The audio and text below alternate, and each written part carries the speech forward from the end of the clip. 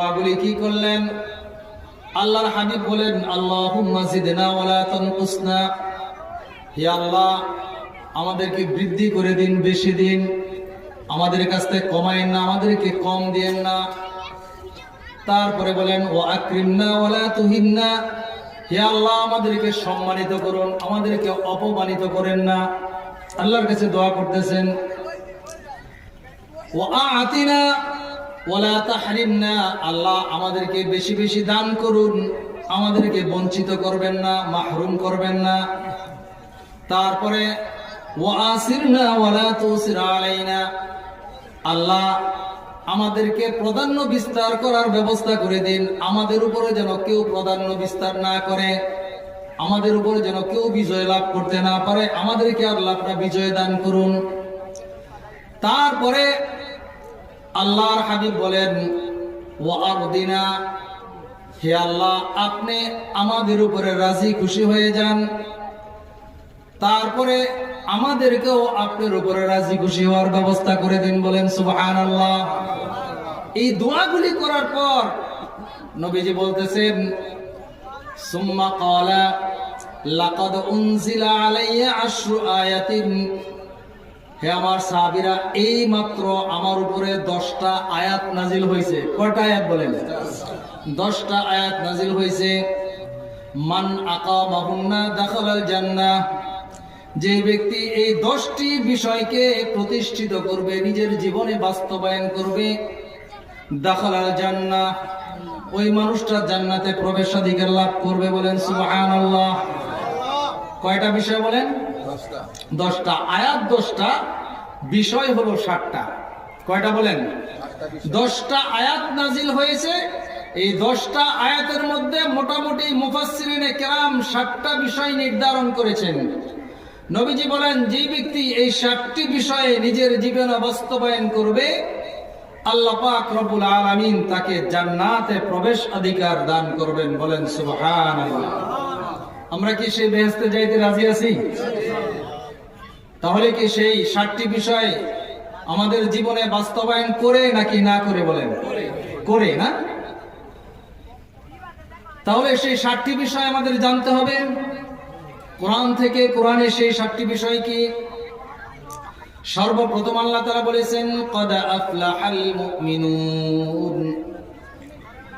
সফলতা অর্জন করেছে, সফল কাম হয়ে গেছে ওই সমস্ত মুমিন। সফলতা কি জিনিস? সফলতার সংক্ষিপ্ত একটা ব্যাখ্যা কোরআনের বিভিন্ন আয়াতে, বিভিন্ন জায়গার মধ্যে, বিভিন্ন আমলের পরে আল্লাহ তাআলা সফলতার কথা বলেছেন।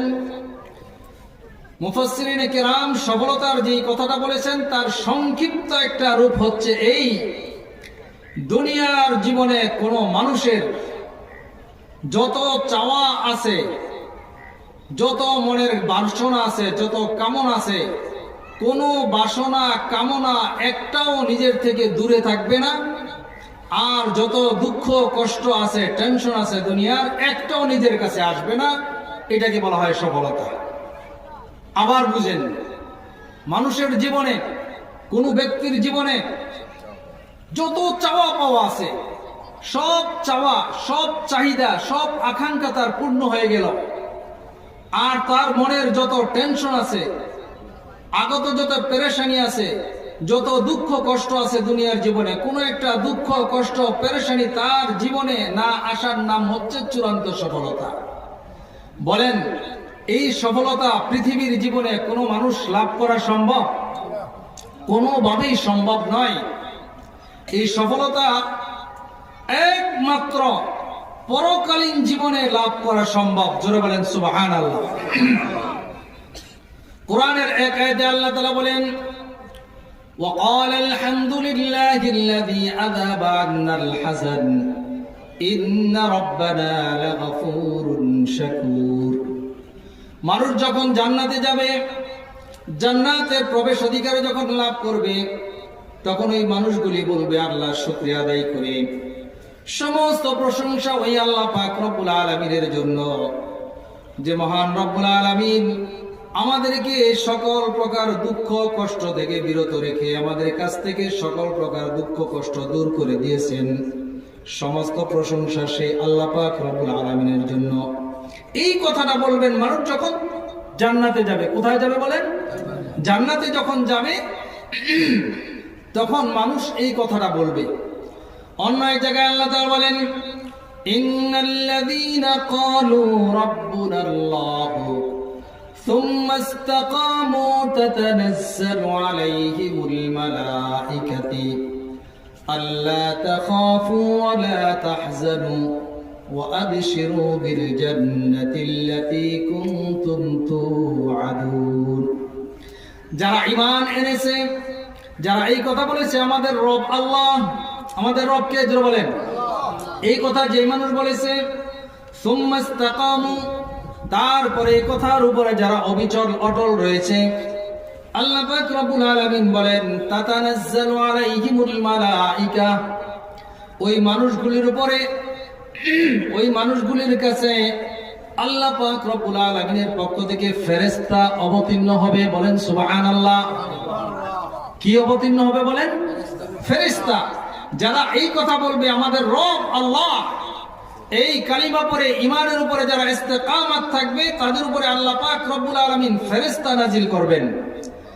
ফেরেশতা এসে তাদেরকে বলবে আল্লাহ তাখাফু ওয়া লা তাহজানু, কোনো ভয় নাই, কোনো চিন্তা নাই, কোনো টেনশন নাই।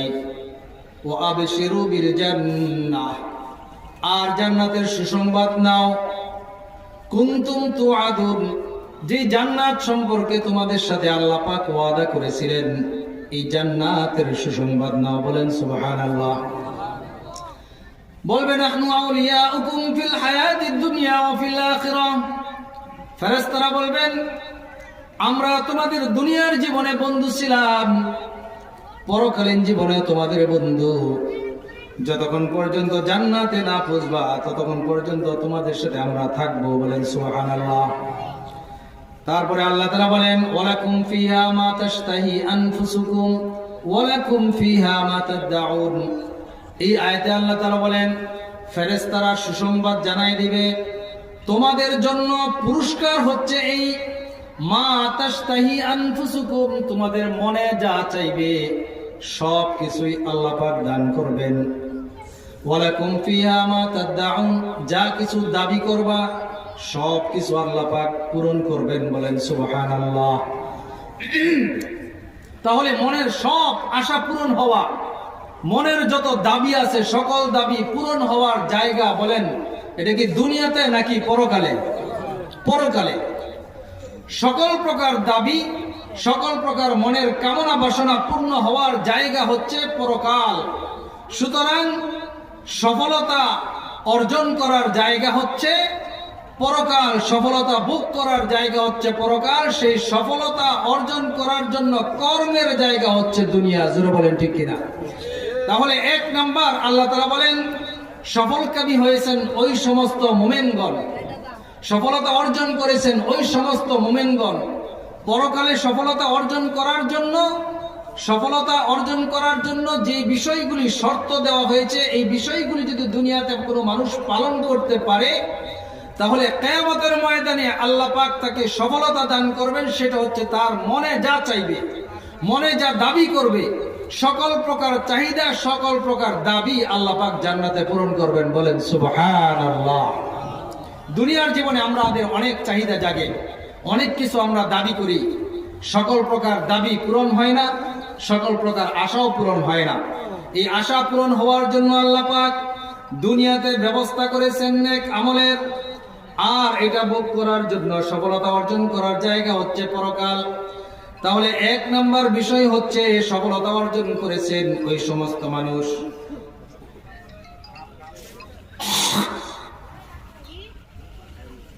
ওই সমস্ত মুমিন সফলতা অর্জন করেছে, তাদের 7টা গুণ, 4টা গুণ যাদের মধ্যে থাকবে, 7টা বিষয় যারা বাস্তবায়ন করতে পারবে নিজের জীবনে, তাদের জীবন সফল। এক নাম্বার আল্লাযীনা হুম ফী সালাতিহিম খাশিউন, যে সমস্ত মুমিন তাদের নামাজের মধ্যে খুশু খুজু অর্জন করতে পেরেছে। এক নাম্বার কি? নামাজের মধ্যে খুশু খুজু অর্জন করা। খুশু খুজু কাকে বলা হয়? খুশু কাকে বলা হয়? খুশুর ব্যাখ্যা হচ্ছে নামাজের মধ্যে শারীরিক এবং মানসিকভাবে যে বিষয়গুলি দেওয়া হয়েছে, এগুলি যদি আমি সুর দিয়া টান দিয়া জোরে আপনাদেরকে শোনাইতে চাই, তাহলে আপনাদেরকেও বুঝতে কষ্ট হবে, আমাকেও বুঝাইতে কষ্ট হবে। এই জন্য আল্লাহ পাক কোরআনে যে কথাবার্তাগুলি বলছেন, এগুলি আমরা একটু মনোযোগ সহকারে শুনবো। গুরুত্বপূর্ণ কথা কি সুর দিয়া বলে নাকি স্বাভাবিকভাবে বলেন? স্বাভাবিক। গুরুত্বপূর্ণ কথাগুলি যদি কিসসা কাহিনীর মতো বলে, তাহলে মানুষ বুঝতে পারবে না, রং ঢং করলে বুঝতে পারবে না। এই জন্য কোরআনের কথা আল্লাহ পাক বলেছেন, ফাযাক্কির বিল কুরআন মান ইয়াখাফু ওয়াঈদ। হে নবী, আপনি যারা কিয়ামতের দিবসকে, আযাবের দিনকে ভয় করে, তাদেরকে এই কোরআনের মাধ্যমে সতর্কবাণী জানান, তাদেরকে এই কোরআনের মাধ্যমে উপদেশ দিন। আমাদের মধ্যে, সকলের মধ্যে সেই কিয়ামতের আযাব সম্পর্কে ভয় আছে তো নাকি বলেন? আছে। যদি থাকে তাহলে কোরআনের মাধ্যমে উপদেশ গ্রহণ করতে হবে, কিসসা কাহিনীর মাধ্যমে নয়। এক নম্বর আল্লাহ তাআলা বলেন, আল্লাযীনা হুম ফি সালাতিহিম খাশিউন। যে সমস্ত মানুষ, যে সমস্ত ঈমানদার তাদের নামাজের মধ্যে খুশু অর্জন করেছে, ওই সমস্ত মুমিন সফল কাম হয়ে গেছে। তাহলে খুশু কাকে বলা হয় আমাদের বুঝতে হবে। খুশু হচ্ছে এমন একটা বিষয়কে বলা হয়, নামাজের মধ্যে যখন আপনি দাঁড়াইবেন, নামাজের মধ্যে দাঁড়ানোর পরে মন এবং শরীরকে আত্মিক এবং শারীরিক সকল প্রকার দুনিয়ার চিন্তা ভাবনা থেকে মুক্ত রাখতে হবে। ইচ্ছা করে দুনিয়ার কোনো খেয়াল মনের মধ্যে আনা যাবে না, ইচ্ছা করে দুনিয়ার কোনো খেয়াল অন্তরে জায়গা দেওয়া যাবে না। একমাত্র আল্লাহর দেন খেয়াল অন্তরে রাখতে হবে, আল্লাহকে চিন্তা করতে হবে। আল্লাহর উপরে ঈমান ইয়াকিন রেখে আমি নামাজে দাঁড়িয়েছি, যে আল্লাহর সামনে আমি দাঁড়িয়েছি, দুনিয়ার কোনো রাজা বাদশাহের সামনে নয়, দুনিয়ার কোনো ম্যাজিস্ট্রেটের সামনে নয়, দুনিয়ার কোনো আদালতে যদি আদালতের আসামি হয়ে ম্যাজিস্ট্রেটের সামনে আমি দাঁড়াই, আদালতের মধ্যে দাঁড়িয়ে কিন্তু আমরা চুপচাপ দাঁড়িয়ে থাকি। যারা আসামি হয় তারা বলতে পারবে, খেলাধুলা করে না, হাত পা নড়াচড়া করে না, মানসিকভাবে এবং শারীরিকভাবে সম্পূর্ণ একদিনে মগ্ন থাকে ম্যাজিস্ট্রেটের দিকে, ঠিক কিনা বলেন? বিচারকের দিকে, ঠিক কিনা বলেন? বিচারক কি রায় দিবেন? আমি এখন ফাঁসির আসামি, আমি যাবজ্জীবনের জেল, আমি এখন অ্যারেস্ট হয়ে গেছি, আমার এখন বেড হওয়ার সময়, আমার এখন জামিন হওয়ার সময়, জামিন হবে কি হবে না, আমার ফাঁসির আসামির কাষ্ট থেকে আমি খালাস পাবো কি পাবো না, এই চিন্তা চেতনায় সে মগ্ন থাকবে শারীরিকভাবে এবং মানসিকভাবে, ঠিক কিনা বলেন? এটাকে বলা হয় খুজু। তো যখন আমরা নামাজে দাঁড়াবো, কোনো মানুষ যখন নামাজে দাঁড়াবে, তখন তার খুজুর সাথে দাঁড়াইতে হবে। কিসের সাথে বলেন? খুজুর সাথে। অর্থাৎ আমি আল্লাহর সামনে দাঁড়িয়েছি। জিবরাইল আলাইহিস সালাতু ওয়াস সালাম প্রিয় নবী সাল্লাল্লাহু আলাইহি ওয়াসাল্লামকে প্রশ্ন করেছেন, মানিল ইহসান ইয়া রাসূলুল্লাহ, হে আল্লাহর রাসূল, ইহসান কি জিনিস? নবীজি বলেন, আনতা বুদাল্লাহ কান্নাকা তারাহু ফাইন লাম তাকুন তারাহু ফাইন্নাহু ইয়ারাক। হে আল্লাহর বান্দা, নবীজি বলতেছেন তুমি ইবাদত করবা এইভাবে, কান্নাকা তারাহু, যেমন তুমি স্বয়ং আল্লাহ তাআলাকে দেখতে পারতেছো। বলেন সুবহানাল্লাহ। ইবাদতে যখন তুমি দাঁড়াইবা, নামাজের মধ্যে যখন দাঁড়াইবা, ইবাদত যখন করবা, তোমার অবস্থাটা এমন থাকতে হবে তুমি স্বয়ং আল্লাহ পাক রব্বুল আলামিন আহকামুল হাকিমের সামনে আসামি হয়ে দাঁড়িয়ে, তোমার তারপরে আল্লাহর কাঠগড়ায় দাঁড়িয়ে জীবনের হিসাব নিকাশ সব কিছু সামনে রেখে আল্লাহর সামনে দাঁড়িয়ে ইবাদত করবা। এরকম ভাবে ইবাদত করবা যেন তুমি স্বয়ং আল্লাহ তাআলাকে দেখতেছো।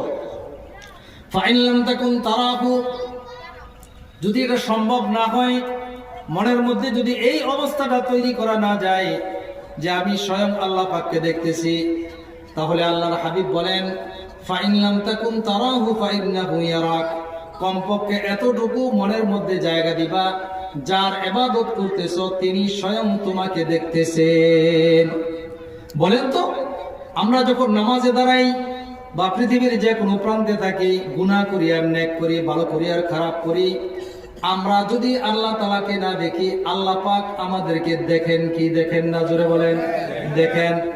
যদি কোনো মানুষ নিজের অন্তরে আল্লাহ তাআলাকে এইভাবে স্থান দিতে পারে, তাহলে তার দ্বারা পাপ কাজ করা খুব কঠিন হয়ে যাবে। ঠিক কিনা বলেন?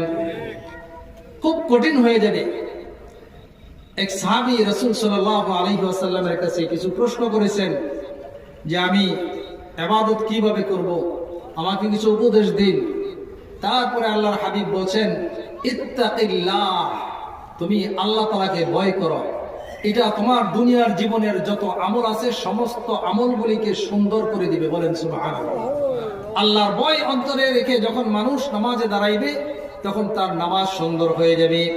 আল্লাহর ভয় অন্তরে রেখে যখন মানুষ কোরআন তেলাওয়াত করবে তার কোরআন তেলাওয়াতটা সুন্দর হয়ে যাবে। আল্লাহর ভয় অন্তরে রেখে যখন মানুষ রোজা রাখবে তার রোজাটা সুন্দর হয়ে যাবে। ঠিক কিনা বলেন? তাহলে যখন নামাজে আমি দাঁড়াবো আমার মনের মধ্যে আমি চিন্তা করব যে আমি মহান আহকামুল হাকিমিন আল্লাহ পাক রব্বুল আলামিনের দরবারে দাঁড়িয়েছি। আমি আমার জীবনের যত পাপ আছে সমস্ত পাপগুলিকে স্মরণ করব। জীবনে যত অপরাধ করেছি সমস্ত অপরাধগুলিকে স্মরণ করব। সেই অপরাধ যেন এই নামাজের মাধ্যমে আল্লাহ তাআলা মাফ করে দেন। জীবনের শেষ নামাজ হইতে পারে, এই নামাজের পরে হয়তো আর জীবনে আর কোনোদিন নামাজ পড়তে পারবো না। জোহরের নামাজে দাঁড়িয়েছি, আসরের নামাজ পর্যন্ত আমি হায়াত নাও পাইতে পারি। এই চিন্তা চেতনা যখন মনের মধ্যে রেখে আমি নামাজে দাঁড়াবো তাহলে আমার নামাজের মধ্যে খুশু তৈরি হয়ে যাবে। জোরে বলেন ঠিক কিনা? নামাজের মধ্যে দাঁড়িয়ে হাত পা নাড়াচাড়া করে যাবে না, এদিক সেদিক তাকানো যাবে না, দাড়ি হাতানো যাবে না, আঙ্গুলের মটকা ফুটানো যাবে না, তারপরে ডানে বামে তাকানো যাবে না। এইগুলি হচ্ছে খুশু খুজুর পরিপন্থী কাজ। আমরা অনেক সময় নামাজে দাঁড়াই, দাঁড়ানোর পরে সামনে দিয়ে কে আসতেছে যাইতেছে, পাশ দিয়ে কে আসতেছে যাইতেছে, আমরা চোখ দিয়ে এইভাবে তাকাই। ঠিক কিনা বলেন? অনেকে তাশাহুদ পড়তেছি, যদি একটু দেরি হয়ে যায় তাহলে পেরেশানি আইসা পড়ে।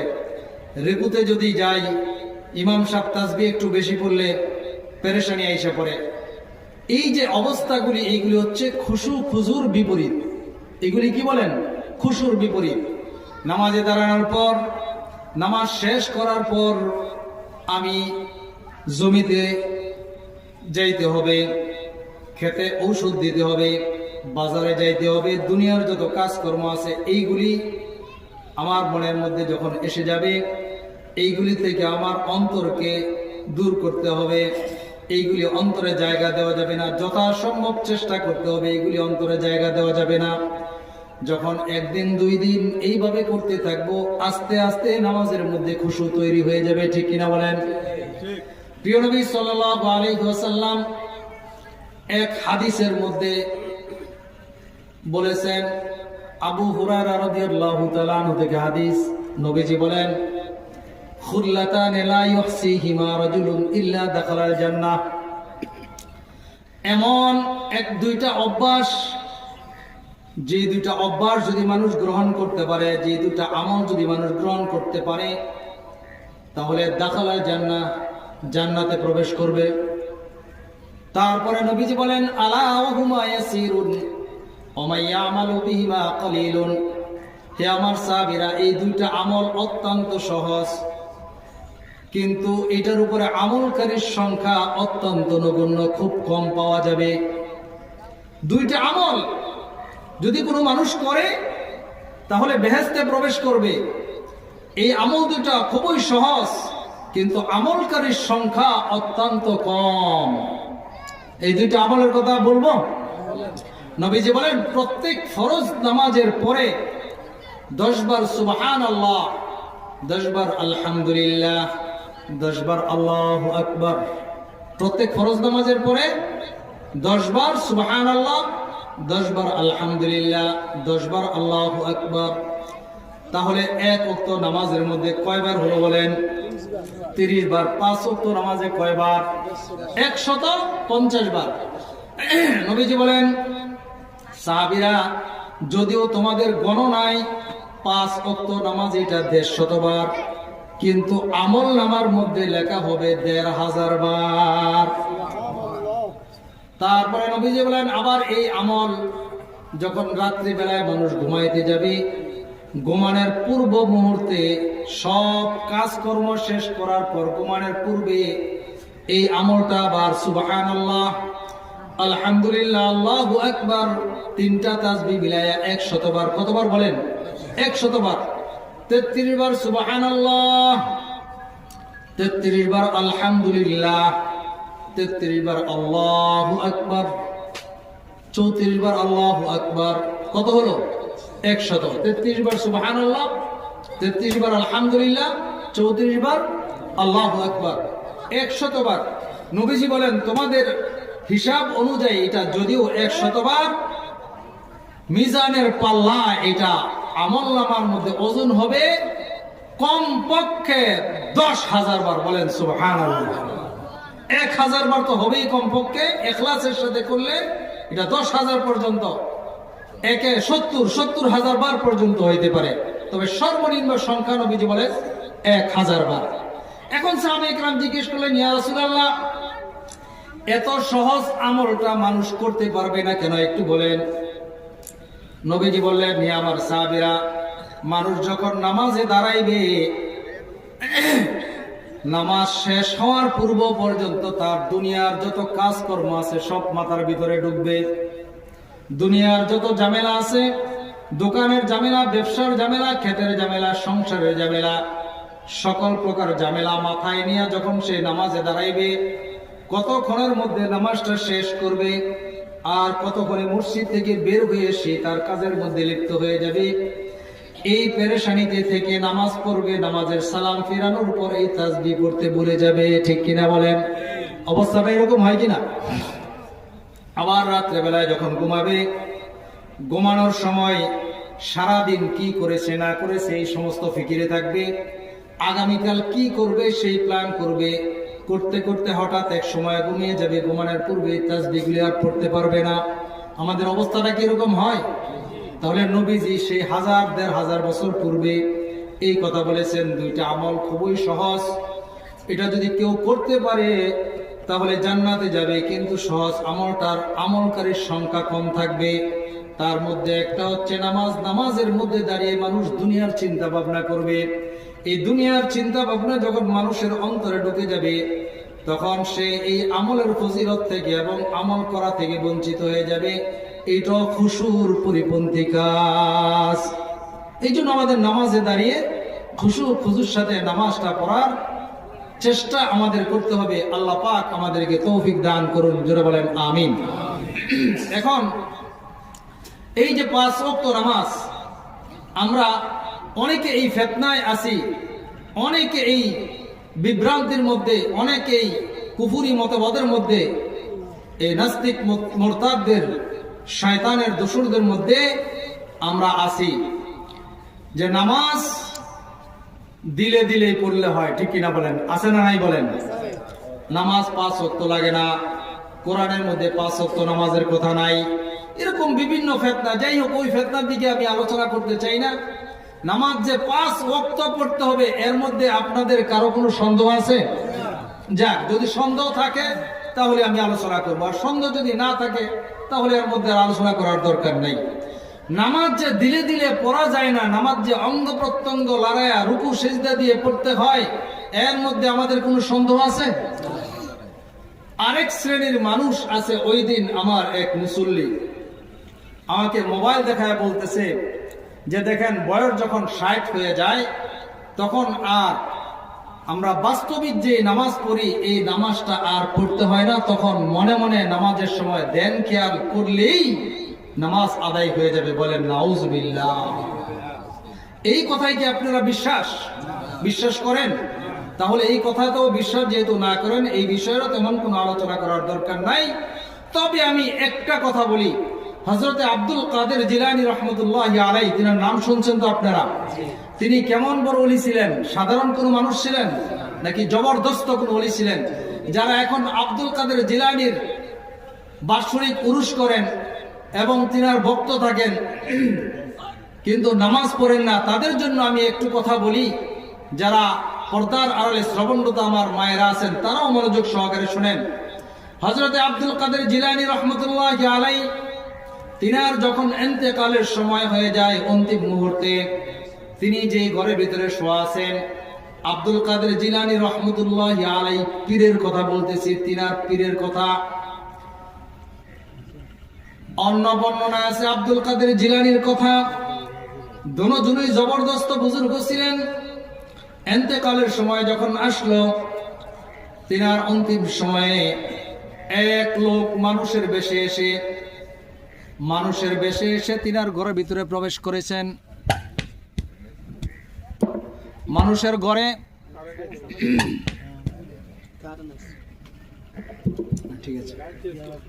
তিনার ইন্তেকালের সময় যখন সময় হলো, অন্তিম মুহূর্ত, আব্দুল কাদের জিলানী রহমতুল্লাহ আলাইহির ঘরে একজন মানুষ এসে বলতেছেন, হে আব্দুল কাদের জিলানী, আপনি জীবনে যে পরিমাণ ইবাদত করেছেন, কোরআন তেলাওয়াত করেছেন, নামাজ পড়েছেন, জামাত তরক করেন নাই, তাহাজ্জুদের নামাজ তরক করেন নাই, আল্লাহ পাক রব্বুল আলামিন আপনার উপরে এই পরিমাণ খুশি হয়েছেন, খুশি হয়ে এই মর্মে আপনার কাছে সংবাদ পাঠিয়েছেন, বাকি জীবন যতদিন বেঁচে থাকবেন এই কঠিন মুহূর্তের মধ্যে আপনার আর কোনো ইবাদত করতে হবে না।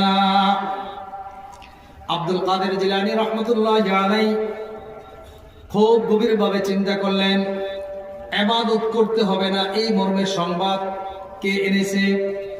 কোরআনের মধ্যে আল্লাহ পাক রব্বুল আলামিন বিশ্বনবী সাল্লাল্লাহু আলাইহি ওয়াসাল্লামকে বলেছেন, ওয়াবুদু রাব্বাকা হাত্তা ইয়াতিয়াকাল ইয়াকিন। হে নবী, যতক্ষণ পর্যন্ত আপনার শ্বাস বাকি থাকবে, যতক্ষণ পর্যন্ত আপনার নিঃশ্বাস দুনিয়ার জীবনে বাকি থাকবে, ততক্ষণ পর্যন্ত আপনি আপনার রবের ইবাদত করতে থাকুন। যদি প্রিয় নবী সাল্লাল্লাহু আলাইহি ওয়াসাল্লাম তিনাকে যদি আল্লাহ পাক এই আদেশ করেন, যতক্ষণ পর্যন্ত আপনার শ্বাস বাকি থাকবে, যতক্ষণ পর্যন্ত আপনি বুঝতেছেন যে আপনার শ্বাস বাকি আছে, জীবিত আছেন, ততক্ষণ পর্যন্ত আপনি আপনার রবের ইবাদত করতে থাকুন। তাহলে আপনার আমার ব্যাপারে হুকুম কি? ইবাদত সাকেত হয়ে গেছে, বন্ধ হয়ে গেছে এটা, নাকি ইবাদত করতে হবে? আব্দুল কাদের জিলানী চিন্তা করলেন, যেহেতু কোরআনের সাথে তার কথার কোনো মিল পাইতেছি না, নিশ্চয়ই সে শয়তান। নিশ্চয়ই কি বলেন? শয়তান।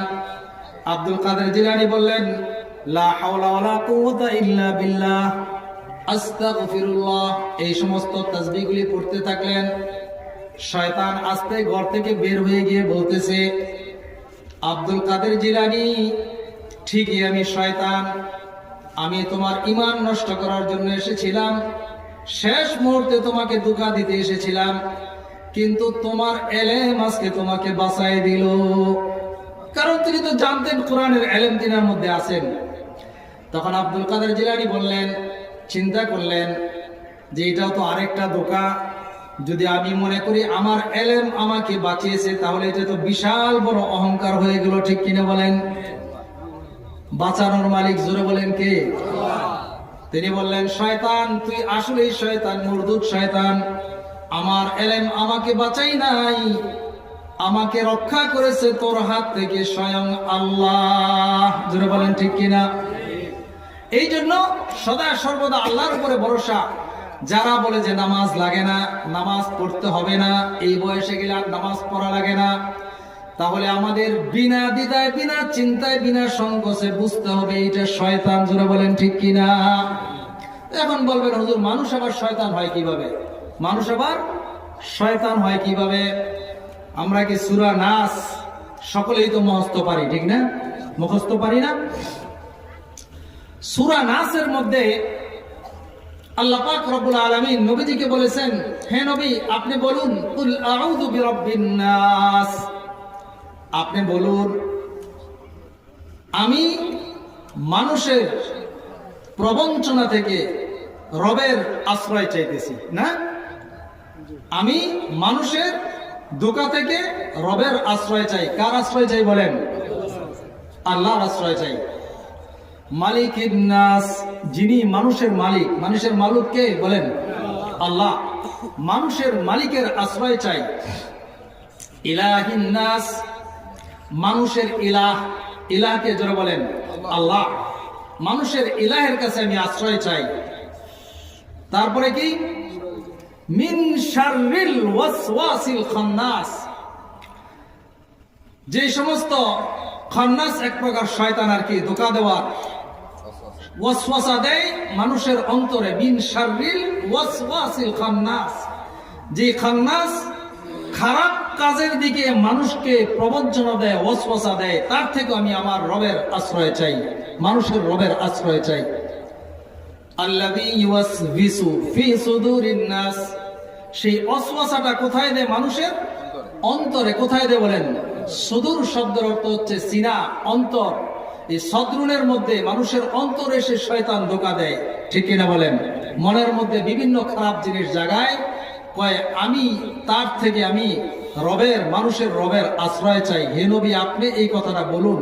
বলছেন কে? জোরে বলেন, আল্লাহ। তারপরে শেষ, মিনাল জিন্নাতি ওয়ান নাস, জিন এবং মানুষ শয়তান থেকে, জিন এবং মানুষ শয়তান। তাহলে শয়তান কয় প্রকার বলেন? দুই প্রকার। একটা হচ্ছে মানুষ শয়তান, আর একটা হচ্ছে জিন শয়তান। মানুষের বেশে এসে আপনাকে যারা খারাপ কাজ করার জন্য বলবে, মানুষের বেশে এসে যে সমস্ত মানুষ আপনাকে আল্লাহর ইবাদত থেকে দূরে সরানোর চেষ্টা করবে, নিশ্চিত বুঝতে হবে এটা মানুষ শয়তান। জোরে বলেন ঠিক কিনা? এই জন্য কবি বলেছেন, আইবসা ইবলিস আদম রুয়ে হাস, আইবসা ইবলিস আদম রুয়ে হাস, পসবহর দস্তে নশায়দ দাদে দাস। হে আমার ভাইয়েরা, হে দুনিয়ার মানুষ, মানুষের বেশে অনেক শয়তান দুনিয়ার জমিনে ঘোরাফেরা করে, মানুষের বেশে দুনিয়াতে বহু শয়তান চলাফেরা করে। পসবহর দস্তে নশায়দ দাদে দাস। আমার ভাইয়েরা, যে কোনো মানুষের হাতে হাত রেখে তোমাদের জীবনটাকে ধ্বংস করে দিও না।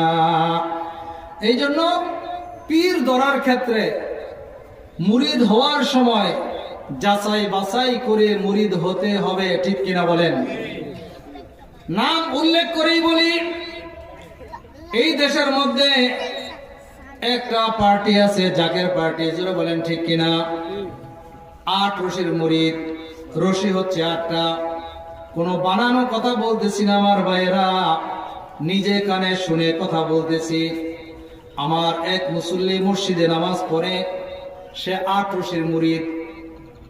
তার আরেক মুরিদ ভাই তাকে বলতেছে, বাবার কাছে যাওয়ার পরে যদি আবার মসজিদে গিয়ে নামাজ পড়তে হয়, তাহলে তুই কিসের ইমানদার হইলি? বলেন নাউজুবিল্লাহ।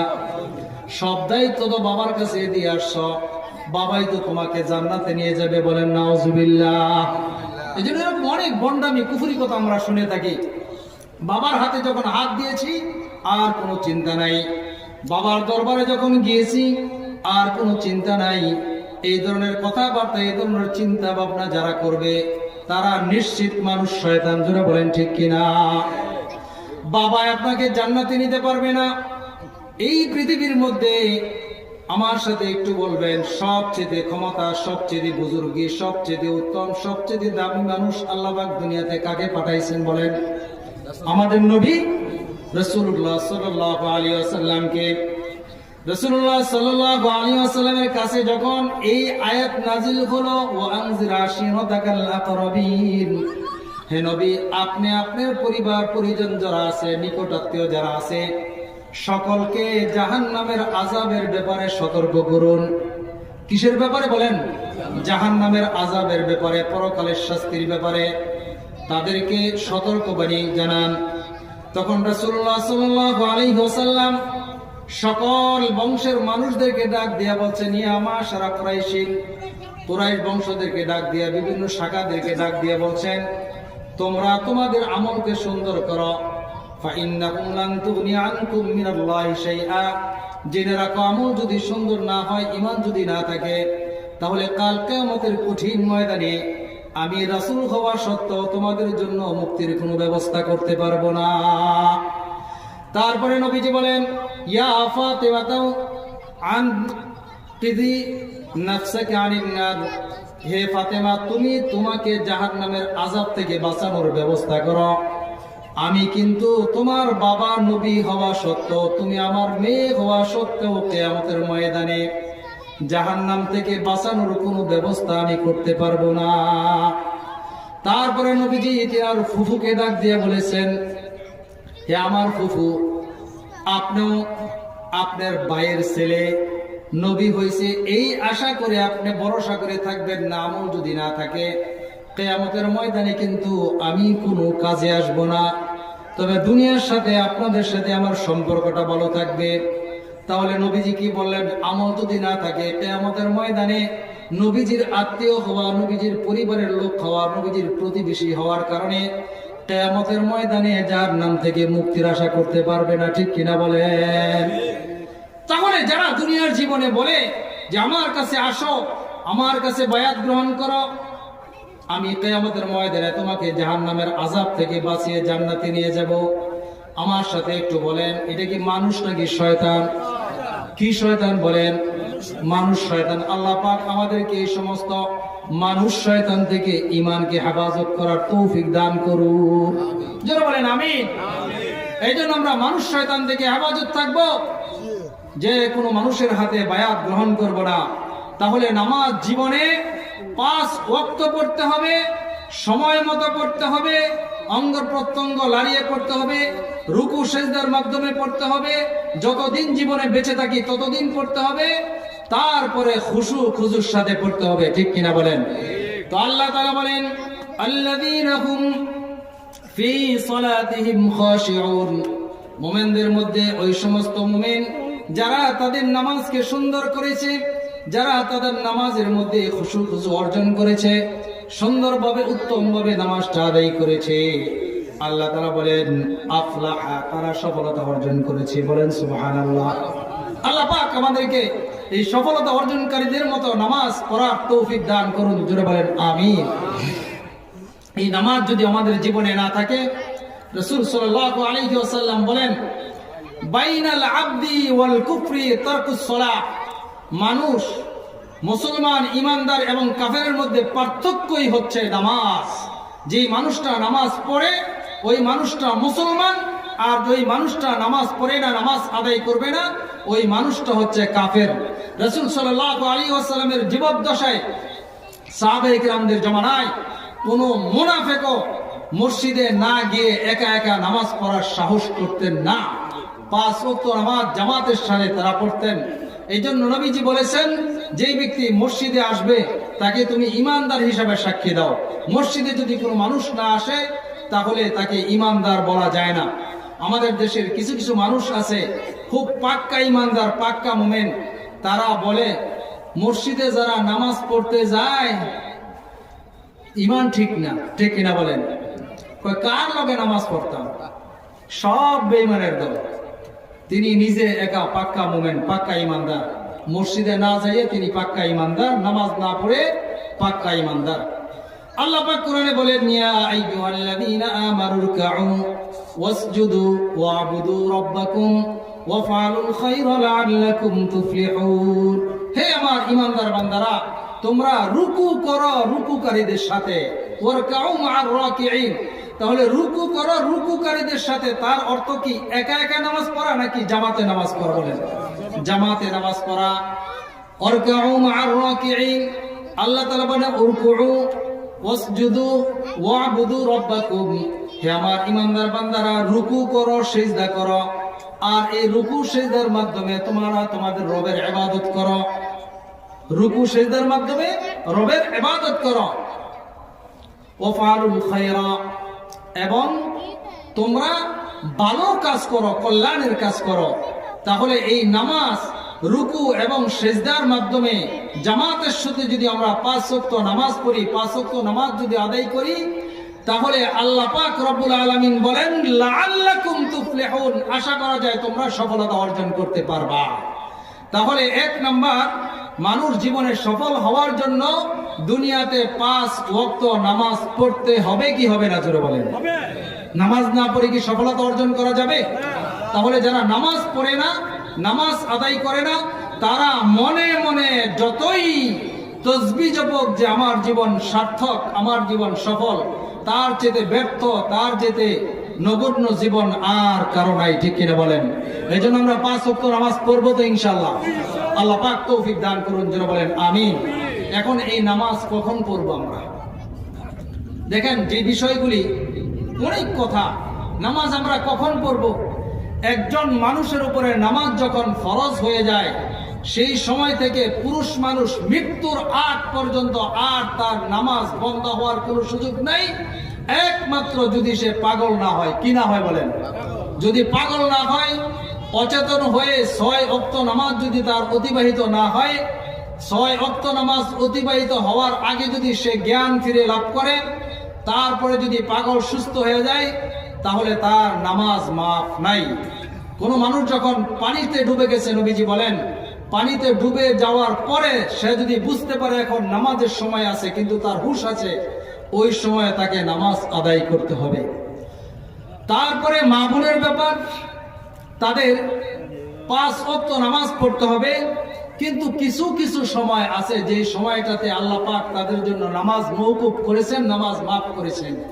সেই সময়টা হচ্ছে মহিলাদের যখন তারা বালেগা হয়ে যায়, প্রতি মাসে তাদের নির্দিষ্ট একটা সময় থাকে, 3 দিন থেকে 10 দিন পর্যন্ত তারা নাপাকি অবস্থায় থাকে। এক একজনের এক এক অবস্থা মা বোনেরা, সেই অবস্থাতে তাদের নামাজ মাফ। যখন পবিত্র হয়ে গেল তখন সাথে সাথে আবার তার নামাজ শুরু হয়ে যাবে। এই ক্ষেত্রে অনেক মাসালা আছে। এই মাসালাগুলি জানার জন্য আমরা প্রত্যেকে আহকামুন নিসা একটা কিতাব আছে, এই কিতাবটা আমাদের ঘরে মা বোনদেরকে কিনে দেব। তারা বাংলা পড়ে গুরুত্বপূর্ণ মাসালা, যেই মাসালা সম্পর্কে আপনাকেও বলতে পারতেছে না, আলেমদের কাছেও জিজ্ঞেস করতে পারতেছে না, ওই মাসালাগুলি সবিস্তারে সেখানে লেখা আছে। পুঙ্খানুপুঙ্খানুভাবে তারা পড়ে নিজেরা মাসালা হল করতে পারবে। এখন একজন মানুষ, মেয়েদের 3টা অবস্থায় নামাজ মাফ। কয়টা অবস্থায় বলেন? 3টা অবস্থায়। এক হচ্ছে হায়েজ, আরেকটা হচ্ছে নেফাস। হায়েজ বলা হয় প্রতি মাসে মা বোনদের যে অস্বাভাবিক অবস্থাটা চলে আসে। নেফাস হচ্ছে মাদের যখন বাচ্চা হয়, বাচ্চা হওয়ার পরে যতদিন পর্যন্ত তাদের রক্তস্রাব বন্ধ না হয় ততদিন। এখন হায়েজের সময় কতদিন, নিফাসের সময় কতদিন, এটা আমাদের একটু বোঝার দরকার। মা বোনেরা খুব কান করে শোনেন। হায়েজের সময় হচ্ছে সর্বনিম্ন 3 দিন। কতদিন বলেন? 3 দিন, সর্বোচ্চ 10 দিন। এটা হচ্ছে আকসারুল হায়াস আর আকাল্লুল হায়াস। সর্বনিম্ন 3 দিন। এই 3 দিন তারা নামাজ পড়তে পারবে না। এটা অভ্যাস আছে 3 দিন, 4 দিন, 5 দিন, 7 দিন থেকে 10 দিন পর্যন্ত, সর্বোচ্চ 10 দিন। যদি কোনো মা বোনদের এই 7 দিন অভ্যাস থাকে, যেই সময় থেকে ফজরের নামাজের আগে থেকে যদি তার হায়াস শুরু হয়ে যায়, মাসিক ঋতুস্রাব শুরু হয়ে যায়, তাহলে গুনে গুনে 7 দিন, যখন জোহরের নামাজের আগে তার হায়াজ বন্ধ হয়ে গেছে, মাসিক বন্ধ হয়ে গেছে, সে গোসল করে পাক পবিত্র হয়ে জোহরের নামাজ আদায় করতে হবে। এই ক্ষেত্রে মেয়েদের, মা বোনদের অনেক শিথিলতা লক্ষ্য করা যায়, যে তারা পবিত্র হয়ে গেছে, অর্থাৎ মাসিক বন্ধ হয়ে যাওয়ার পরেও তারা অলসতা ভাব নিয়ে 1 ওয়াক্ত নামাজ, 2 ওয়াক্ত নামাজ কাজা করে, তারপরে বিকালে গোসল করে তারপরে নামাজ পড়ে 2 ওয়াক্ত কাজা নামাজ যে হয়েছে, এই খবর আর নাই। ঠিক কিনা বলেন? এটা খুব সতর্ক থাকতে হবে। আপনার ফজরের নামাজের সময় থাকা অবস্থায় যদি আপনার ঋতুস্রাব বন্ধ হয়ে যায়, যদি এতটুকু সময় পাওয়া যায় যে আপনি পবিত্রতা অর্জন করে গোসল করে নামাজ পড়তে পারবেন, তাহলে আপনার উপরে ফজরের নামাজ আদায় করা ফরজ। যদি আপনি না করেন তাহলে গুনাহগার হবেন।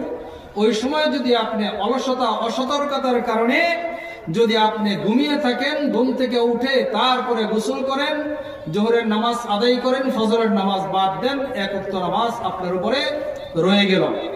এইগুলো একটা বিষয়। আরেকটা বিষয় হচ্ছে মা বোনদের ক্ষেত্রে এই মাসালাটা ইস্তেহাজা। কি বলেন? ইস্তেহাজা, এটাকে বলা হয় ইস্তেহাজা। একজন মেয়ের 5 দিন তার ঋতুস্রাব হওয়ার মেয়াদ, এটা হলো তার অভ্যাস, এটা হলো তার প্রতি মাসের নিয়ম। কিন্তু হঠাৎ করে মাসের মধ্যে 5 দিনের কম, 1 দিন কম, 3 দিন অথবা 4 দিন, অথবা 5 দিনের বেশি 6 দিন, 7 দিন এরকম হয়ে গেছে। এটা মা বোনেরা জানেন হতে পারে। এখন তার অবস্থা কি? তার তো অভ্যাস ছিল 5 দিন অথবা 7 দিন। এখন 5 দিন 7 দিন তার অভ্যাসের যদি কম হয় অথবা অভ্যাসের বেশি হয়, তাহলে আগামী মাস তাকে দেখতে হবে যে তার কি আগামী মাসেও এই 7 দিন বা 3 দিন অর্থাৎ নিয়মের অতিরিক্ত বা কম মাসিক হয়েছে, ঋতুস্রাব হয়েছে কিনা। যদি সেই কম হয়ে থাকে তাহলে বুঝতে হবে তার নিয়ম পরিবর্তন হয়ে গেছে, তাহলে তার নামাজ আদায় করতে হবে না। আর যদি দ্বিতীয় মাসে 5 দিনের আগের অভ্যাসে রয়ে গেছে, গত মাসে যে 7 দিন হয়েছিল, তাহলে বুঝতে হবে সেই 2 দিন অতিরিক্ত অথবা 1 দিন কম, সেটা ইস্তেহাজা। ওই ইস্তেহাজার সময়ের যে নামাজটা আছে এটা তাকে কাজা আদায় করে নিতে হবে। বুঝতে পারছি? এই মাসালাগুলি আমরা মা বোনদেরকে বলবো। তারপরে দ্বিতীয় নাম্বার হচ্ছে নিফাস, যেটা বাচ্চা প্রসব হওয়ার পরে মা বোনদের রক্ত বের হয়। এই নিফাসের কোনো নিচে কোনো সময় নাই, সর্বোচ্চ 40 দিন। সর্বোচ্চ কয়দিন বলেন? সর্বোচ্চ 40 দিন। 40 দিনের নিচে 1 মিনিট হইতে পারে, 2 মিনিট হইতে পারে, 1 ঘন্টা হইতে পারে, 1 দিন হতে পারে, 5 দিন হতে পারে, 10 দিন হতে পারে। অর্থাৎ আকাল্লুন নিফাসের কোনো সময় নাই। এটা আকসারুন নিফাস, এটার সময় হচ্ছে 40 দিন। 40 দিনের ভিতরে মা বোনের আপনি যখন পবিত্র হয়ে যাবেন, রক্ত বন্ধ হয়ে যাবে, আপনি পাক পবিত্রতা অর্জন করে গোসল করে আপনার নামাজ আদায় করতে হবে। এই মোটামুটি কিছু গুরুত্বপূর্ণ কথা আমরা বললাম। আর আমাদের ছেলেদের যখন বয়স, আমরা বালেক হয়ে যাব, বালেক হওয়ার ছেলেদের বয়স হচ্ছে 12 থেকে 15। 12 থেকে 15। মেয়েদের 9 থেকে 12। এই সময়ের মধ্যে মেয়েরা বালেক হয়ে যায়, ছেলেরা 12 থেকে 15 মধ্যে বালেক হয়ে যায়। এখন বালেক হওয়ার প্রাপ্তবয়স্কা হওয়ার আলামত যদি আপনার মধ্যে না দেখা যায়, তাহলে মেয়েরা বয়স 12 হওয়ার পরেই আপনি বালেক হয়ে গেছেন, বালেকা হয়ে গেছেন, আপনার উপরে শরীয়তের বিধান আরোপিত হলো, আপনি নামাজ পড়তে হবে।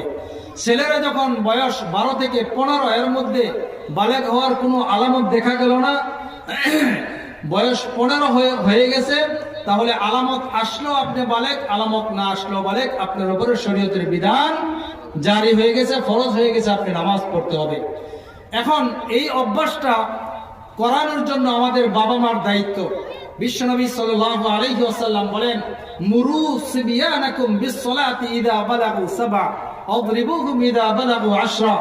হে আমার উম্মতরা, তোমরা তোমাদের সন্তানদেরকে, তোমাদের বাচ্চাদেরকে নামাজের আদেশ দাও, নামাজের তালিম দাও, নামাজের প্রশিক্ষণ দাও, নামাজের প্র্যাকটিস করাও। কত বছর বয়স থেকে?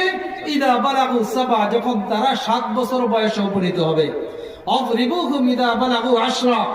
আর এই নামাজের মধ্যে নামাজের জন্য তাদেরকে শাসন করো যখন তাদের বয়স 10 হয়ে যাবে।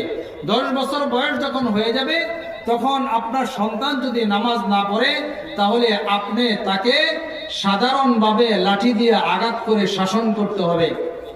কিন্তু দুঃখের বিষয়, আমরা সেই জায়গার মধ্যে নাই। আমাদের বাচ্চারা 7 বছর বয়স হলে আমরা নামাজের আদেশ করব দূরের কথা, টিভি, মোবাইল, যত ধরনের আগর বাগর বিষয় আছে, এইগুলি দিয়ে বাচ্চাদেরকে ব্যস্ত রাখি। ঠিক কিনা বলেন? মা বাবার দায়িত্ব হচ্ছে বাচ্চাদেরকে নামাজি বানানো। আপনি তাদেরকে 7 বছর বয়স পর্যন্ত কোরআনের তালিম দিবেন, কোরআনের সূরাগুলি শিক্ষা দিবেন, নামাজের মাসালা মাসাইল, নামাজের দোয়া কালাম শিখাইবেন। 7 বছর বয়স হয়ে গেলে তাকে নামাজে দাঁড়া করাই দিবেন। 10 বছর বয়স যখন হয়ে যাবে, সে অটোমেটিক নিজে নিজেই নামাজ পড়তে পারবে। ঠিক কিনা বলেন? এই দায়িত্ব বাবা মার। এই দায়িত্ব যদি বাবা মা আদায় না করে, আল্লাহ পাক রব্বুল আলামিন বলেন কোরআনের আয়াতে, ইয়া আইয়ুহাল্লাযীনা আমানু কু আনফুসাকুম আহলিকুম নারা। হে আমার ঈমানদার বান্দারা, তোমরা জাহান্নামের আযাব থেকে নিজেরা বাঁচো এবং নিজেদের সন্তানদেরকেও বাঁচাও, পরিবার পরিজনদেরকে বাঁচাও। নিজে বাঁচো, পরিবার পরিজনদেরকে বাঁচাও। পরিবার পরিজনের মধ্যে বলেন কে কে আছে? আমার বিবি আছে, আমার বাচ্চা আছে, আছে কিনা জোরে বলেন। এখন এই যে আল্লাহ পাকের আদেশ, এটা ফরজ। আল্লাহ পাকের আদেশ, এটা ফরজ। আপনি নিজেও নামাজ পড়তে হবে, জাহান্নাম থেকে বাঁচতে হবে, এই নামাজ নিজের বাচ্চাদেরকে শিখে তাদেরকে নামাজি বানিয়ে তাদেরকেও জাহান্নামের আযাব থেকে বাঁচানোর ব্যবস্থা করতে হবে। যদি আমরা বাঁচাইতে না পারি, অন্য এক আয়াতে আল্লাহ পাক রব্বুল আলামিন বলেন, কুল ইন্নাল খাসিরিন আল্লাযীনা খাসিরু আনফুসাহুম ওয়া আহলিহিম ইয়াওমাল কিয়ামাহ আলা যালিকা হুয়াল খুসরানুল মুবিন। হে নবী, আপনি দুনিয়ার মানুষদেরকে এই কথাটা বলে দিন, নিশ্চয়ই নিশ্চয়ই ক্ষতিগ্রস্ত মানুষ হচ্ছে তারা যারা কিয়ামতের কঠিন ময়দানে ক্ষতিগ্রস্ত হয়ে গেল। আল্লাযীনা খাসিরু আনফুসাহুম, যারা কিয়ামতের ময়দানে নিজেরা ক্ষতিগ্রস্ত হয়ে গেল। আর কি হলো? ওয়া আহলিহিম, তাদের পরিবার পরিজন যারা আছে তাদেরকেও ক্ষতিগ্রস্ত বানাইলো। কোন দিন? কিয়ামতের দিন, ইয়াউমাল কিয়ামাহ। কিয়ামতের ময়দানে যেই মানুষ নিজে ক্ষতিগ্রস্ত হইল, সন্তানদেরকেও ক্ষতিগ্রস্ত বানাইলো। আল্লাহ পাক রব্বুল আলামিন বলেন, যালিকা হুয়াল খুসরানুল মুবিন। জেনে রাখো, খবরদার, এটা হচ্ছে স্পষ্ট ক্ষতি। মানুষের জীবনের সবচেয়ে চরম ব্যর্থ এবং চরম ক্ষতি হচ্ছে কিয়ামতের ময়দানে যারা নিজেরা জাহান্নামের আগুন থেকে বাঁচতে পারবে না, পরিবার পরিজনদেরকেও জাহান্নামের আগুন থেকে বাঁচাইতে পারবে না, ওই মানুষগুলি কিয়ামতের ময়দানে সবচেয়ে বেশি ক্ষতিগ্রস্ত। এই জন্য আল্লাহ পাক রব্বুল আলামিন কোরআনের আয়াতে বলেন, কিয়ামতের ময়দানে যখন জাহান্নামীদেরকে জাহান্নামের মধ্যে ডাকা হবে, তখন যারা সন্তান আছে তারা বাবা মার বিরুদ্ধে অভিযোগ করবে। আল্লাহ পাক রব্বুল আলামিনের কাছে বলবে, রব্বানা ইন্না আতানা সাদাতানা ওয়া কুবারানা ফাআদাল্লুনা সাবিলা। হে আমাদের রব, হে আমাদের মালিক, দুনিয়ার জীবনে বাবা মার তত্ত্বাবধানে ছিলাম, তারাই আমাদের নেতা ছিল, তারা আমাদের নেত্রী ছিল, তাদের কর্তৃত্বে আমরা ছিলাম। তারা আমাদেরকে দ্বীনি ইলম শিক্ষা দেয় নাই, নামাজ ত্যাগ করেছি, নামাজের জন্য গুরুত্ব সহকারে কিছু বলে নাই, শাসন করে নাই। দুনিয়ার লেখাপড়ার জন্য, দুনিয়া অর্জনের জন্য অনেক পন্থা অবলম্বন করেছে, কিন্তু নামাজি হয়ে যায়, জাহান্নামের আযাব থেকে বেঁচে যায়, এর জন্য কোনো কার্যকরী পদক্ষেপ তারা গ্রহণ করেন নাই। এই জন্য আল্লাহ তাআলার কাছে ওই সন্তান বলবে, ফাআদাল্লুনা সাবিলা, তারাই আমাদেরকে ধ্বংস করেছে, তারাই আমাদেরকে পথভ্রষ্ট করেছে। আল্লাহ তাআলার কাছে অভিযোগ করবেন ওই সন্তান, রব্বানা আতিহিম দিফাইনি মিনাল আযাব। হে আমাদের রব, হে আমাদের প্রভু, তাদেরকে ডাবল শাস্তি দেন। কি শাস্তি দেন বলেন? এইদিকে এইদিকে আমার দিকে হুজুর আসছে, বসবেন, বয়ান করবেন, অনেক সুন্দর আলোচনা করেন। এদিকে শুনেন, বাবা মার বিরুদ্ধে সন্তান কিয়ামতের ময়দানে অভিযোগ দায়ের করবে, আর করে কি বলবে? দিফাইনি মিনাল আযাব। হে আমাদের রব, আমাদের বাবা মাকে ডাবল শাস্তি দান করেন। কেমন শাস্তি বলেন? ডাবল শাস্তি। ওয়ালানহুম লানান কাবীরা, তাদের উপরে বড় লানত, তাদের উপরে বড় অভিশাপ কিয়ামতের ময়দানে সন্তান বাবা মার ব্যাপারে বলবে। তারপরে আল্লাহ তাআলা বলেন, বাবা মাকে উপস্থিত করা হবে, বাবা মাকে প্রশ্ন করা হবে, তোমার বিরুদ্ধে তোমার সন্তান যে অভিযোগ দায়ের করেছে, অভিযোগ সত্য কিনা, সেইখানে বাঁচার জন্য চেষ্টা করবে। আমার ভাইয়েরা একটু বলেন তো, সেইখানে মিথ্যার কোনো আশ্রয় নিয়ে বাঁচার কোনো উপায় আছে না? নাই, নাই। তো আল্লাহ তাআলা বলেন, এই অভিযোগ যখন করা হবে, বাবা মাকে উপস্থিত করে বাবা মার কাঁধের উপরে পাড়া দিয়ে সন্তান জাহান্নামের মধ্যে যাবে। বলেন নাউজুবিল্লাহ। এজন্য আমরা আমাদের সন্তানদেরকেও নামাজি বানাইব, নামাজের তালকিন দিব, নামাজের তালিম দিব। এই নামাজ পড়াইতে হলে এলেমের দরকার আছে না নাই? কোরআন শিক্ষার দরকার আছে না নাই? আফসোস মা বোনেরা, আমার বাবারা, ভাইয়েরা, আমাদের সন্তানগুলোকে আমরা সকালবেলায় ঘুম থেকে উঠিয়ে চোখ ডলতে ডলতে কিন্ডার গার্ডেনে নিয়ে যাওয়ার ব্যবস্থা করি, কিন্তু কোরআন শিক্ষা দেওয়ার জন্য কোনো ব্যবস্থা করি না। কোরআন শিক্ষা দেওয়ার জন্য সময় বাইর করি কখন? যখন স্কুল বন্ধ হবে। হুজুরদেরকে বলি, স্কুল 10 দিন বন্ধ আছে, 15 দিন বন্ধ আছে, এই সময়ের মধ্যে আমার ছেলেকে একটু নামাজ, কালাম, কোরআন তেলাওয়াত শিখিয়ে দেন। ঠিক কিনা বলেন? তাহলে গুরুত্ব কতটুকু দেখেন। যাক, হুজুর চলে আসছে। তাহলে 1 নাম্বার হচ্ছে কি? নামাজে খুশু খুশু। তাহলে নামাজের আলাপ, অনেক বয়ান, নামাজের বয়ান শেষ করা যাবে না, অনেক সময় লাগবে। তাহলে যতটুকু আমরা বুঝলাম অতটুকু আমাদের 5 ওয়াক্ত নামাজ পড়তে হবে, সন্তানদেরকে নামাজ শিখাইতে হবে, মসজিদে গিয়ে 5 ওয়াক্ত নামাজ পড়তে হবে, জীবন যতদিন আছে নামাজ ততদিন। জোরে বলেন ঠিক কিনা? দ্বিতীয় নম্বর, আল্লাযীনা হুম আনিল লাগবি মুরিদুন, যে সমস্ত মানুষ বেহুদা কথা এবং বেহুদা কাজ থেকে নিজেকে বিরত রেখেছে, ওই সমস্ত মুমিন সফল কাম। বেহুদা কাজ এবং বেহুদা কথা থেকে। বেহুদা কাজ এবং বেহুদা কথা বলতে আমরা কি বুঝি? জোরে বলেন। দোকানে বসে যখন আমরা টিভি দেখি, সিনেমা দেখি, গল্প আলাপ করি, এই যে সময়টা পার করলাম, এটা কি ভালো কাজ নাকি খারাপ কাজ? কাজের কাজ নাকি বেহুদা কাজ? তারপরে গীবত শিকায়াত করি, মিথ্যা কথা বলি, এগুলি ভালো কথা নাকি বেহুদা কথা? দুনিয়ার গল্প আলাপ করি, এগুলি সব বেহুদা কথা। বেহুদা কথা বলতে যত ধরনের ফাহিশা কথা, যত ধরনের মিথ্যা কথা, যত ধরনের ধোঁকাবাজি, বাটপারি, প্রতারণা আছে, সব বেহুদা কথার শামিল। আল্লাহর জিকির, কোরআন, কালাম, সত্য কথা, নামাজ, এইগুলি ব্যতীত বাকি যত কথা আছে সমস্ত কথা কুফরি কথা, সব বেহুদা কথা। বেহুদা কথা এবং বেহুদা কাজ থেকে আমাকে বিরত থাকতে হবে। যেই মুমিন বেহুদা কথা এবং বেহুদা কাজ থেকে বিরত থাকবে দুনিয়ার জীবনে, আল্লাহ পাক রব্বুল আলামিন বলেন ওই মানুষটা সফলতা অর্জন করলো। বলেন সুবহানাল্লাহ। 3 নাম্বার, আল্লাযীনা হুম লিফুরুজিহিম হাফিজুন, যে সমস্ত মানুষ তাদের লজ্জা স্থানকে, যৌনাঙ্গকে হেফাজত করেছে।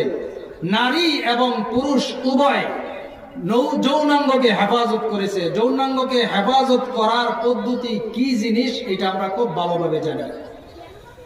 স্বামী স্ত্রী বৈধভাবে মেলা মেশার বিপরীত যত লাইন আছে যৌন কামনা বাসনা পূরণ করার, সমস্ত এইগুলি খারাপ দিক না ভালো দিক? জোরে বলেন।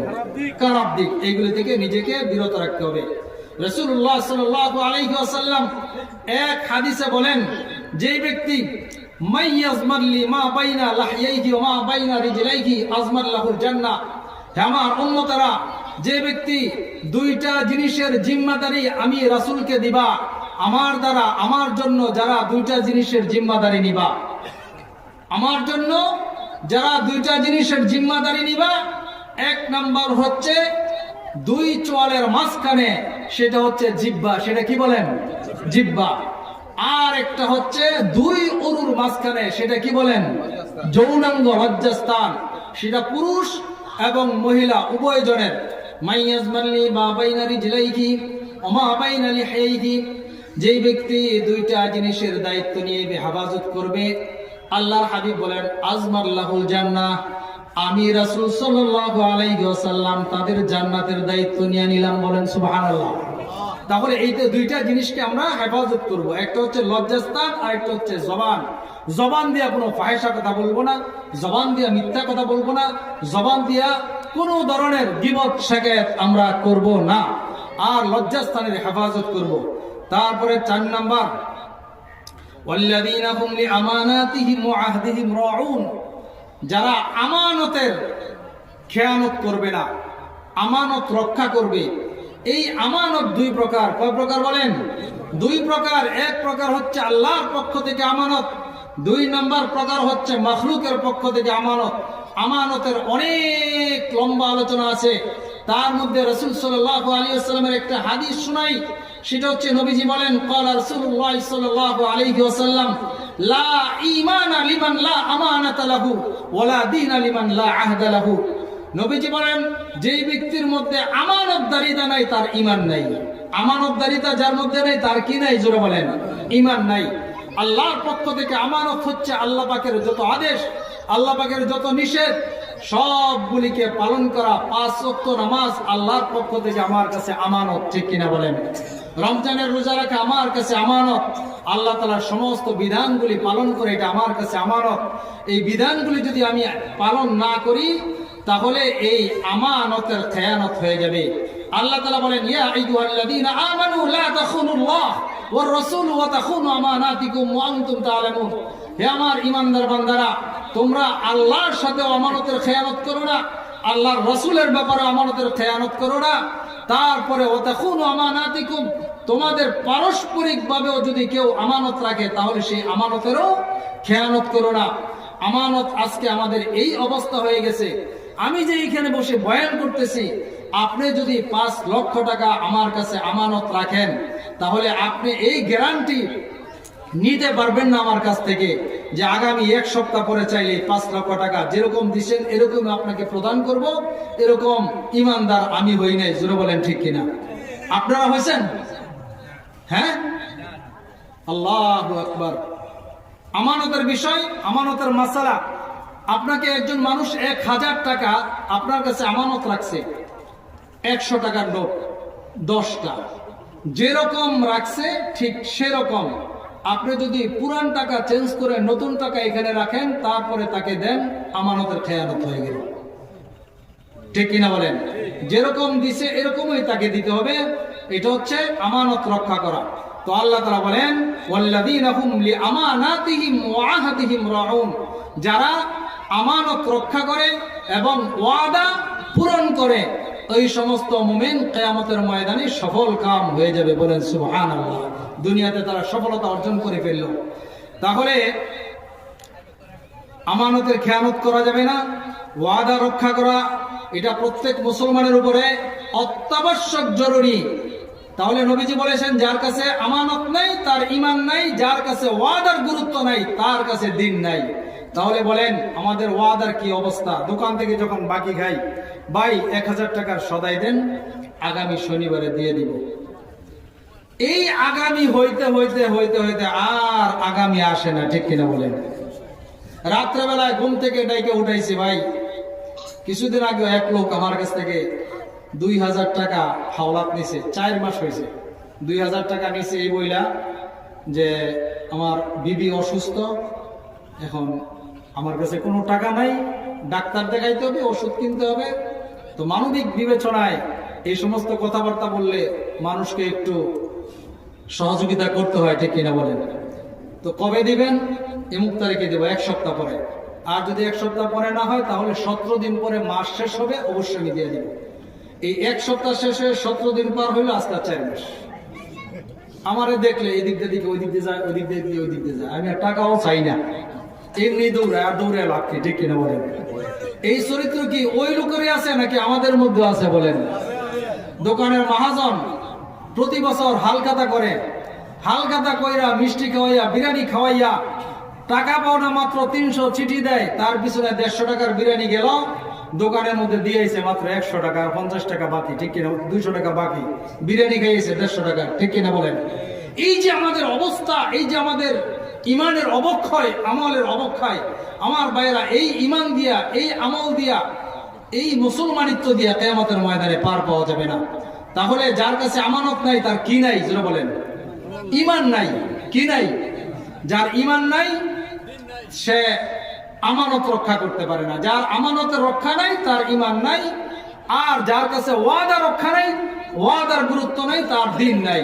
যদি আপনার দিন না থাকে আর ইমানই না থাকে, আপনি মামুর বাড়ির কলা বেহেশতে যাইবেন গা? এত সোজা? আফা হাসিবতুম আন তাদখুলুল জান্নাতা ওয়ালাম্মা ইয়ালামিল্লাহুল্লাযীনা জাহাদু মিনকুম। আল্লাহ তাআলা বলেন, তোমরা কি এই ধারণা করছো তোমাদেরকে পরীক্ষা করা হবে না, তোমাদের আমল করতে হবে না, দুনিয়ার জীবনে জান্নাতের জন্য প্রস্তুতি নিয়ে চেষ্টা করে নেক আমল করে আসতে হবে না, এমনি তোমরা জান্নাতে চলে যাবে? এত সহজ? এত সহজ না। তাহলে আমাদের আমানত এবং ওয়াদা, এই বিষয়গুলি আমাদের খুব গুরুত্ব দিতে হবে। তারপরে আল্লাহ তাআলা বলেন, ওয়াল্লাযীনা হুম আলা সালাওয়াতিহিম ইউহাফিজুন, ওই সমস্ত ঈমানদারেরা সফলতা অর্জন করেছে যারা তাদের নামাজগুলিকে মুহাফাজত করেছে, হেফাজত করেছে, রক্ষা করেছে। অর্থাৎ নামাজগুলি যথা সময়ে, যথা নিয়মে, যথা টাইমে, যথাযথভাবে গুরুত্ব সহকারে যারা আদায় করেছে, তারা সফলতা অর্জন করেছে। তাহলে শুরুতেও নামাজের কথা, শেষেও নামাজের কথা। শুরুতে নামাজের কথা হলো কি? নামাজ আপনি খুশুর সাথে পড়বেন, তাহলে আপনি সফলতা অর্জন করতে পারলেন। শেষে হচ্ছে নামাজ হেফাজত করতে হবে, শুধু খুশু না, সময় মতো যথাসময়ে 5 ওয়াক্ত নামাজ গুরুত্ব সহকারে আদায় করতে হবে। তাহলে আপনি নামাজের হেফাজত করতে পারলেই আপনি সফলতা অর্জন করতে পারলেন। যেই ব্যক্তির নামাজ ঠিক হয়ে যাবে, তার বাকি মাঝখানের যে কাজগুলি আছে সব ঠিক হয়ে যাবে। ঠিক কিনা বলেন? এই জন্য শুরুতেও নামাজের কথা, শেষেও নামাজের কথা। আর এই কথাগুলি নবীজি বলে কি বলেছেন? মান আকামাহুন্না দাখালাল জান্নাহ, যে ব্যক্তি এই বিষয়গুলিকে যার জীবনে বাস্তবায়ন করবে সে জান্নাতে প্রবেশ করবে। বলেন সুবহানাল্লাহ। তাহলে আমার দ্বিতীয় নাম্বার বিষয় সেটা হচ্ছে সূরা